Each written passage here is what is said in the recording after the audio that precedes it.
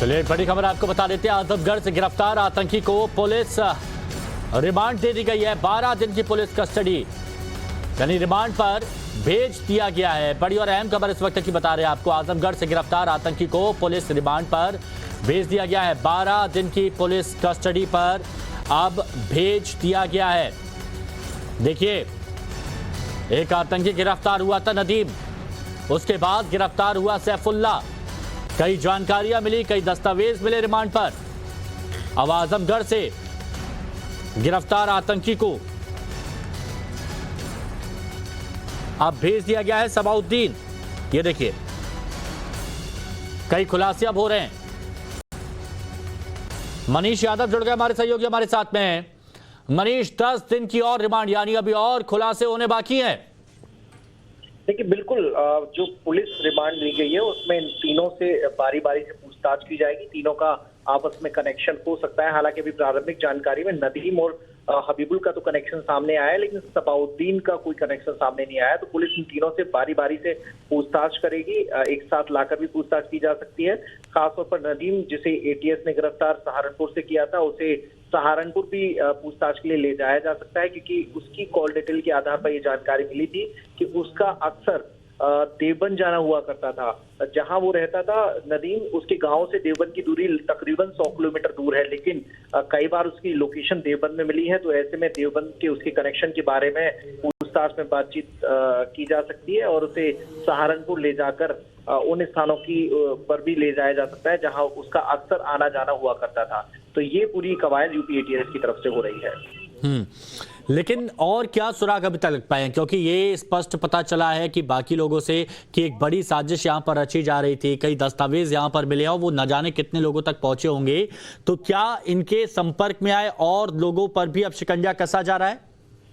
देखिए, बिल्कुल UP ATS इसी डायरेक्शन में जांच कर रही है कि जैशे मोहम्मद का कोई मॉड्यूल यूपी में तो काम नहीं कर रहा। मसूद अजहर ने अपने जो स्लीपिंग मॉड्यूल जो उसका पैटर्न है कहीं यूपी में तो एक्टिव नहीं किया हुआ। उसको लेकर यूपी एटीएस नदीम और दोनों सैफुल्ला, इन दोनों से पूछताछ में जानकारी हासिल करने की कोशिश करेगी, क्योंकि कई सारे छोटे छोटे व्हाट्सएप ग्रुप बना रखे थे हिमांशु, और उन ग्रुप्स में वहां के स्थानीय लोग एक्टिव थे जिन्हें जिहाद करने के लिए उकसाया जाता था, जिन्हें इस तरह की वीडियो, इस तरह की कंटेंट भेजे जाते थे। बिल्कुल, ये बात यहां पर कही जा सकती है। शुक्रिया मनीष आपका हमारे साथ में जुड़ने के लिए।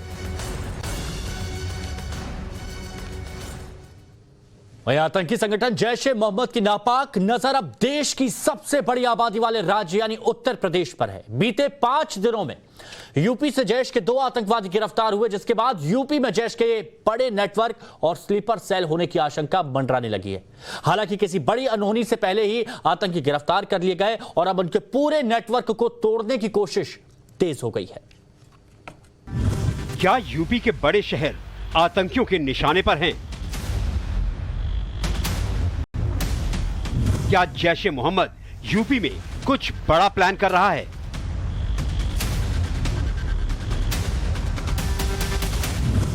क्या योगी आदित्यनाथ के खिलाफ जैश ए मोहम्मद बड़ी साजिश रच रहा है?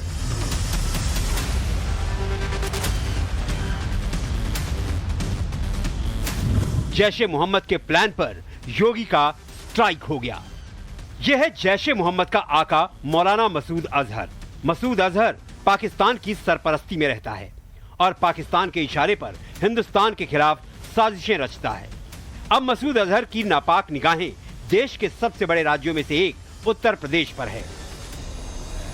वो आतंकी संगठन जैश ए मोहम्मद के जरिए उत्तर प्रदेश के 25 करोड़ लोगों के खिलाफ आतंकी साजिश को अंजाम देने की कोशिश में जुटा हुआ है। पिछले 5 दिनों में जैश ए मोहम्मद के यूपी नेटवर्क का बड़ा खुलासा हुआ है। कड़ी सुरक्षा में मौजूद ये शख्स है हबीबुल इस्लाम उर्फ सैफुल्लाह। हबीबुल देखने में आपको भले ही बेहद साधारण कदकाठी और शरीफ सा दिख रहा होगा, लेकिन साधारण से दिखने वाले हबीबुल के दिमाग में बेहद खौफनाक प्लान था। उत्तर प्रदेश के फतेहपुर जिले से उत्तर प्रदेश एटीएस ने हबीबुल इस्लाम को गिरफ्तार किया है। 3 लोगों की गिरफ्तारी पिछले 8-10 दिनों में हुई है, जिनके पाकिस्तान स्थित आतंकी समूहों से डायरेक्ट टच में थे सोशल मीडिया का प्लेटफॉर्म यूज़ कर रहे थे और उससे रेडिकलाइज इनको किया जा रहा था तथा इनको घटनाएं करने हेतु प्रेरित भी किया जा रहा था। आपको एक एक कर बताते हैं कि कैसे हबीबुल और नदीम उत्तर प्रदेश में बड़ी साजिश को अंजाम देने की कोशिश में थे। आतंकी हबीबुल उर्फ सैफुल्लाह मसूद अजहर के भाई रऊफ अजहर का शागिर्द रहा है।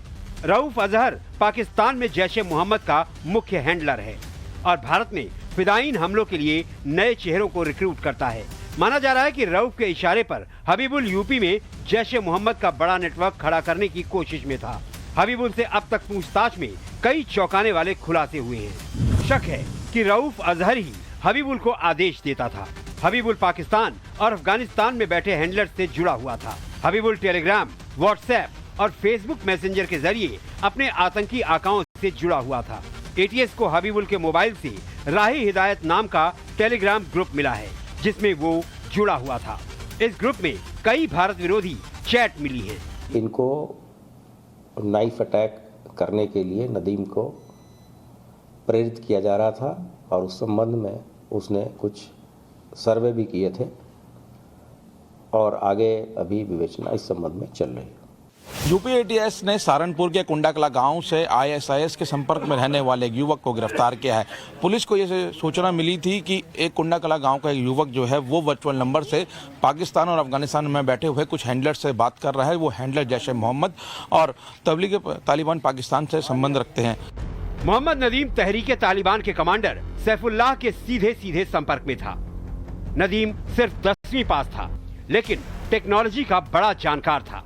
नदीम ने एक एप्लीकेशन बनाई थी जिसके जरिए वो पाकिस्तान में बैठे आतंकियों से बात करता था। यूपी एटीएस ने खुलासा किया है कि वो पाकिस्तान जाकर ट्रेनिंग भी ले चुका है और वहां से लौटने के बाद नदीम ने जिहाद फैलाने की प्लानिंग तेज कर दी। मोहम्मद नदीम सिर्फ एक आतंकी भर नहीं था बल्कि आतंकियों का एचआर मैनेजर था। जी हाँ, पाकिस्तान में बैठे आतंकी संगठन के इशारे पर वो उत्तर प्रदेश में आतंकियों की भर्ती करता था। सिर्फ यूपी ही नहीं बल्कि उत्तराखंड के लोगों की भी भर्ती करने की जिम्मेदारी उसी पर थी। लखनऊ से मनीष यादव के साथ मोहित ओम, टाइम्स नाउ नव भारत।